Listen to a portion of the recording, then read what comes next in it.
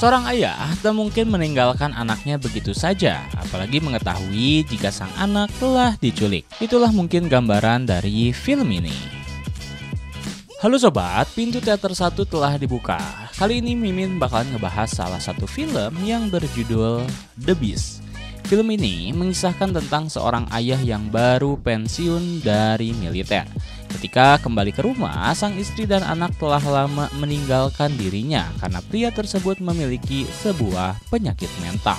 Namun di saat sang ayah ingin mendapatkan makan malam bersama dengan anak-anaknya, tiba-tiba anak pertama justru membawa sang adik ke sebuah restoran cepat saji. Lalu dalam sekejap mata disitulah penculikan si bungsu terjadi. Mendapatkan kabar tersebut tentu saja jiwa kemiliteran seorang ayah langsung muncul. Dan lagi dia harus berjuang sendiri agar bisa mengembalikan si bungsu ke pangkuan ibunya. Penasaran dengan kelanjutan ceritanya? Tanpa menunggu banyak lama, mari kita mulai intronya.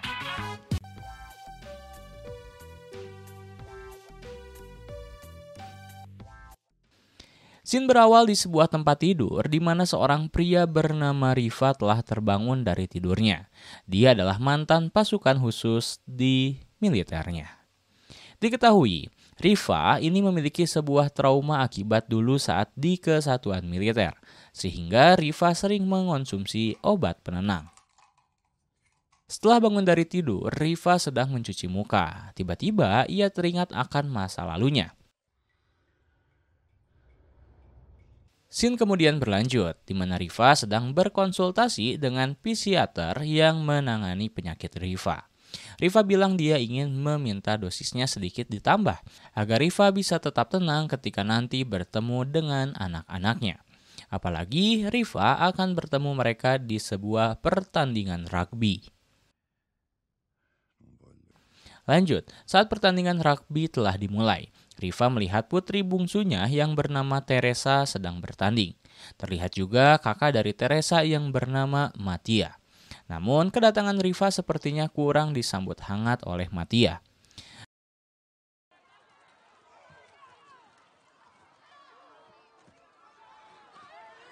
Setelah pertandingan selesai, Riva mendatangi Mattia dengan niat ingin mengobrol dengan putra sulungnya.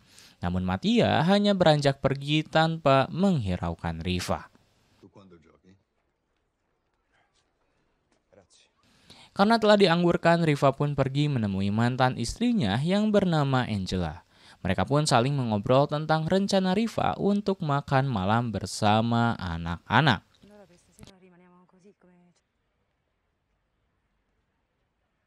Sementara itu Teresa tiba-tiba dipanggil oleh seseorang yang belum diketahui siapa.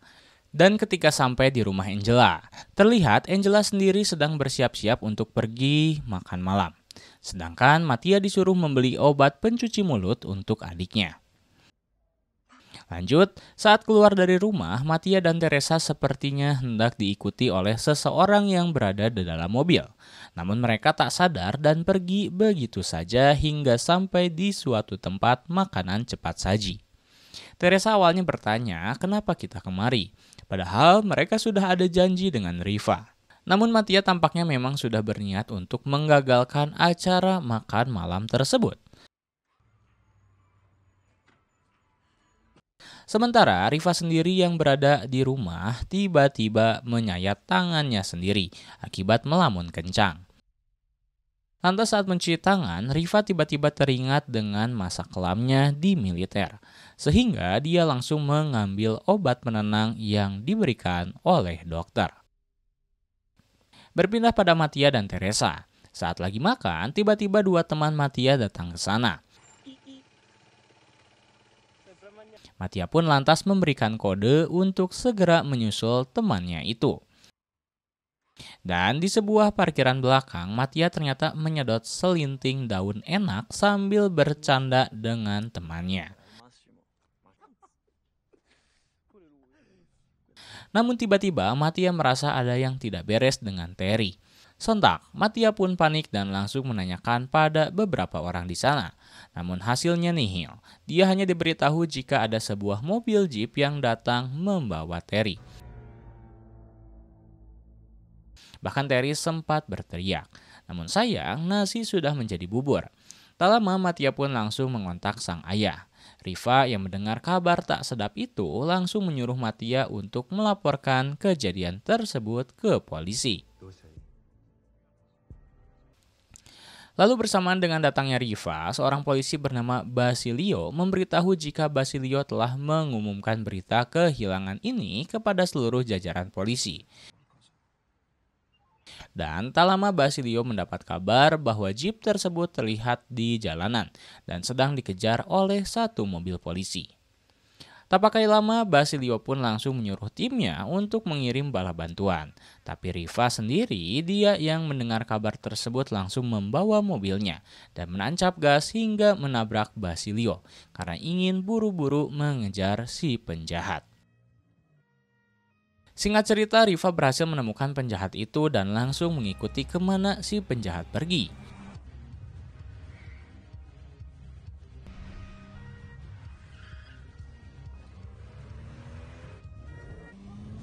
Ketika sampai berada di ujung jalan, si penjahat membelokkan mobilnya ke dalam sebuah pabrik.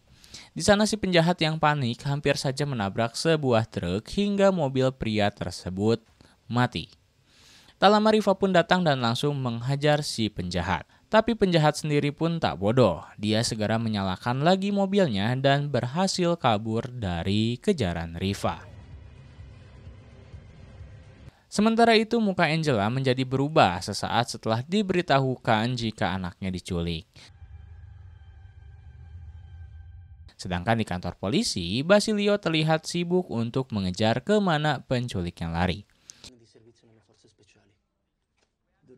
Kemudian tak lama datanglah seorang agen lain yang memberitahu jika Rifa adalah mantan pasukan khusus yang telah pensiun.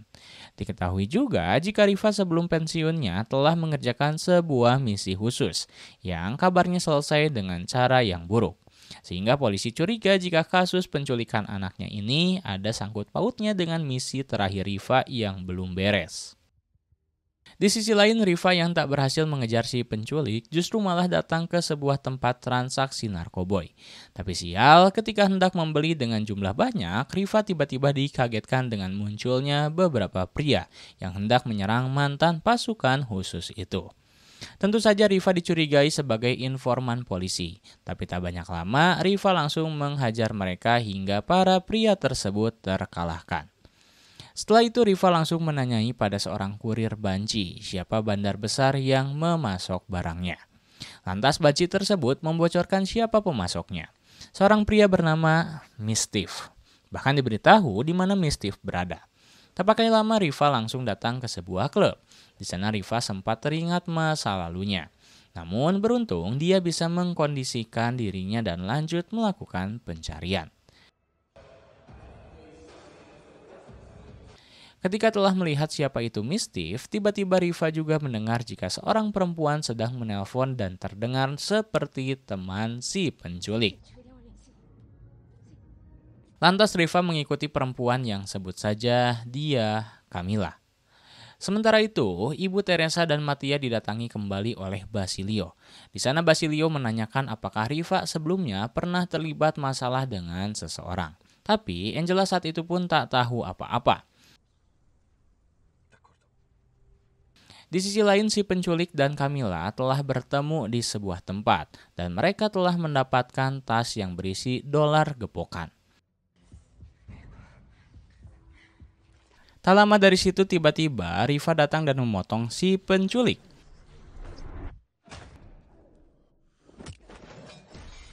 Camila sendiri memutuskan untuk kabur dari sana, sedangkan Rifa dan si penculik mulai berkelahi hingga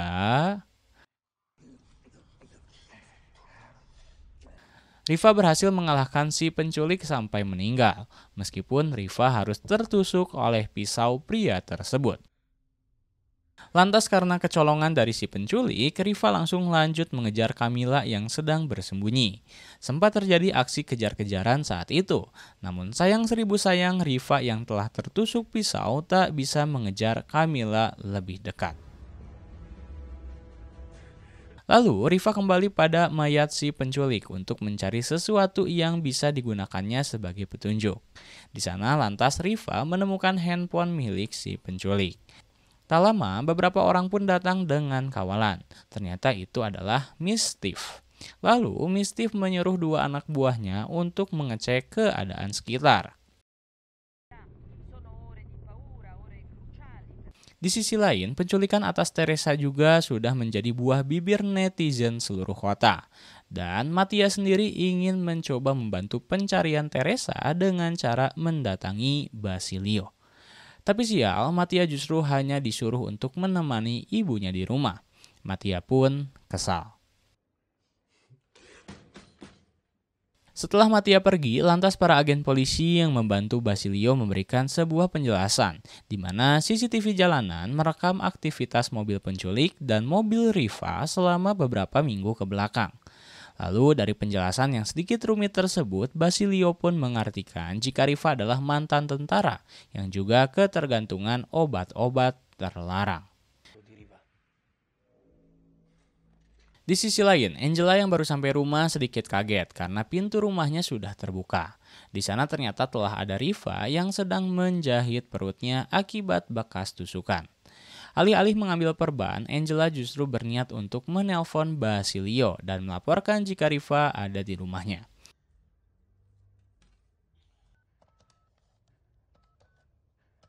Tapi belum sempat terjalin komunikasi, tiba-tiba Riva muncul di belakang dan mengatakan jika kasus ini mending mereka urus sendiri. Karena jika polisi ikut campur, maka nyawa Teresa pasti dalam bahaya. Sementara itu, Mattia terlihat sedang mencari sebuah dokumen, dan Basilio bersama rekannya justru sedang berada di dalam mobil untuk sebuah pengintaian. Namun tak lama Basilio pun memutuskan untuk keluar dari mobil dan mendapatkan sebuah jeep hitam di TKP yang sebelumnya Riva datangi. Kemudian mereka memiliki sebuah rencana di mana Basilio berpura-pura menjadi seorang bos dan rekannya menjadi supir. Lantas mereka memanggil seseorang di sana yang kemudian alih-alih meminjam sebuah kabel untuk membenarkan mobil mereka yang mogok. Tapi rencana itu tak berjalan dengan lancar, sehingga mereka justru saling todong-todongan senjata, hingga Basilio terpaksa menurunkan pistolnya karena kalah jumlah. Tapi setelah pistol diturunkan, Basilio bilang jika pasukan sniper sudah bersiap untuk menghabiskan mereka semua. Lantas, Mistif dan anak buahnya langsung menurunkan senjata mereka. Tak lama dari situ, satu anak buah Mistif tiba-tiba menembak headshot rekan Basilio. Dan secara otomatis pasukan sniper pun langsung menembaki semua anak buah Mistif, kecuali Mistif dan Basilio sendiri. Setelah beberapa waktu, polisi berdatangan ke TKP tersebut. Lalu, satu rekan lain mengatakan pada Basilio jika mereka menemukan satu mayat telah hangus terbakar, yakni si penculik di awal film. Bahkan ditemukan juga sebuah gigi anak kecil di sebelah mayat hangus tadi. Tapi di sisi lain Riva juga tak tinggal diam. Dia menemui satu orang rekannya yang dulu pernah di militer bersama. Riva meminta tolong agar bisa melacak sebuah nomor yang ada di ponsel tersebut. Lalu ditemukanlah di mana nomor itu berada. Jaraknya tak begitu jauh. Namun di saat yang tidak tepat tiba-tiba Riva terpikirkan masa lalunya yang begitu kelam. Dia terlihat sedang disiksa habis-habisan karena tak mau memberikan suatu informasi pada musuh. Lalu ketika Riva diselamatkan oleh beberapa pasukan, mereka justru harus terbunuh pada saat misi penyelamatan. Sehingga hanya Riva yang selamat dari situ.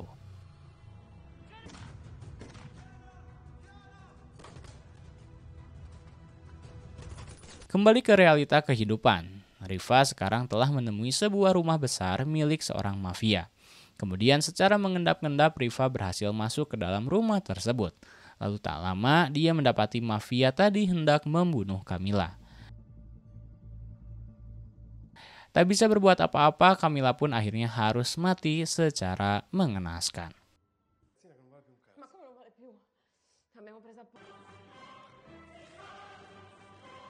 Setelah memisahkan jasad dan ruh Camilla, mafia itu tak cukup puas. Dia ingin Teresa juga dibawa ke ruangan tersebut. Lalu ketika Riva bersembunyi di sebuah kamar, Teresa sempat melihat Riva dan Riva sendiri memberikan kode agar tetap tenang. Lalu Teresa meminta untuk pergi ke toilet.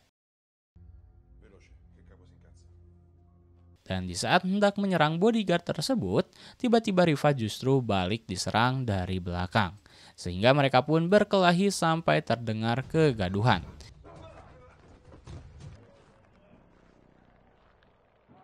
Tentu saja, mafia tadi langsung tersadar jika ada orang lain di rumahnya.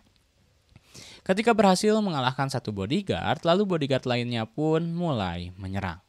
Bahkan kegaduhan itu menjadi terus berlanjut karena seluruh bodyguard digerakkan agar menyerang Riva. Tapi mereka tak sepadan dengan Riva. Riva pun berhasil mengalahkan semuanya dengan tangan kosong. Hingga kemudian Riva yang sudah babak belur bertemu dengan satu bodyguard lagi yang cukup kuat. Dan Riva pun dibogem sampai pingsan ke kolam renang.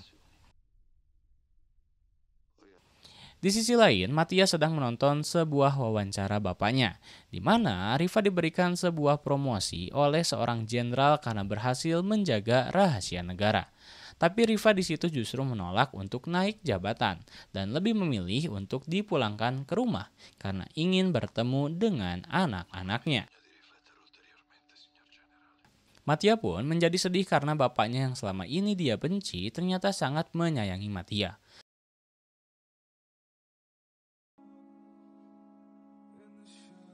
Sementara Angela juga telah diberitahu jika Basilio sudah menemukan keberadaan Riva.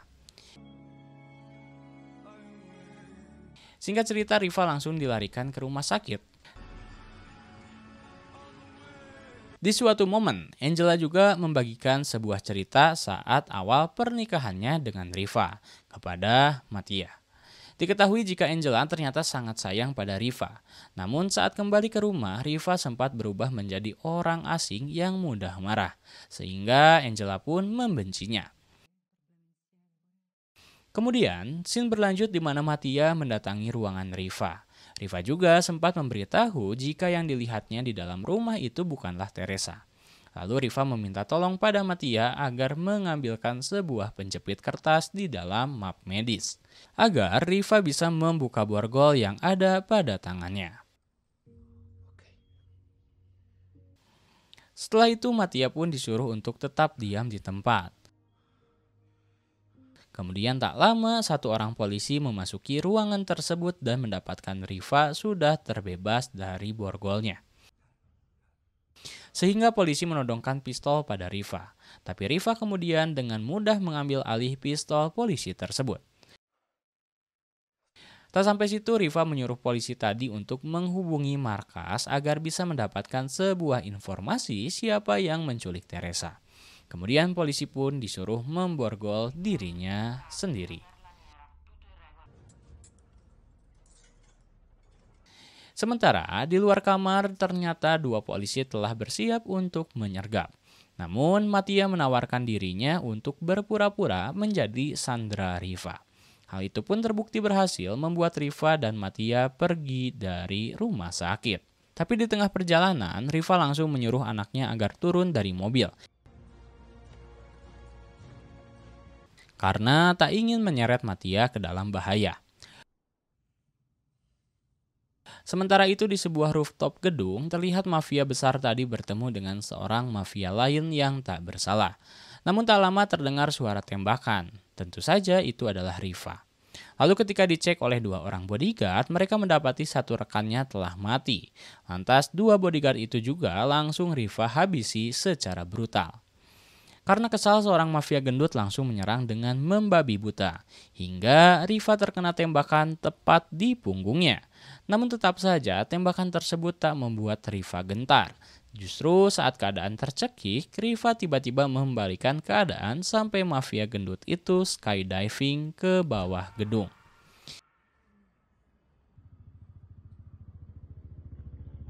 Singkat cerita, Riva pun akhirnya berhasil menemukan Teresa yang sudah terkulai lemas akibat barang haram. Tapi tak sampai situ, cobaan lainnya sudah menunggu untuk Riva, di mana seorang mafia besar lainnya yang sebut saja Ivan tiba-tiba menodongkan pistol pada Riva. Di situ Rifa pun berusaha untuk tetap tabah kepada yang di atas. Ketika memejamkan matanya, terdengar suara tembakan dari belakang Ivan. Ternyata itu adalah Basilio. Dia menembak mati Ivan di tempat, sehingga Rifa dan Teresa berhasil selamat. Setelah semuanya selesai dan polisi telah mengamankan TKP, Rifa mengucapkan banyak terima kasih pada Basilio karena telah menyelamatkan Rifa. Masih berlanjut, Mattia dan Angela kini bisa bertemu kembali dengan Teresa. Sedangkan Rifa sendiri hanya melihat dari kejauhan. Lalu Mattia pun mendatanginya dan memeluk sang ayah erat-erat. Lantas di akhir cerita setelah 1 bulan dari kejadian, kita diperlihatkan bagaimana Rifa baru saja terbangun dari tidurnya.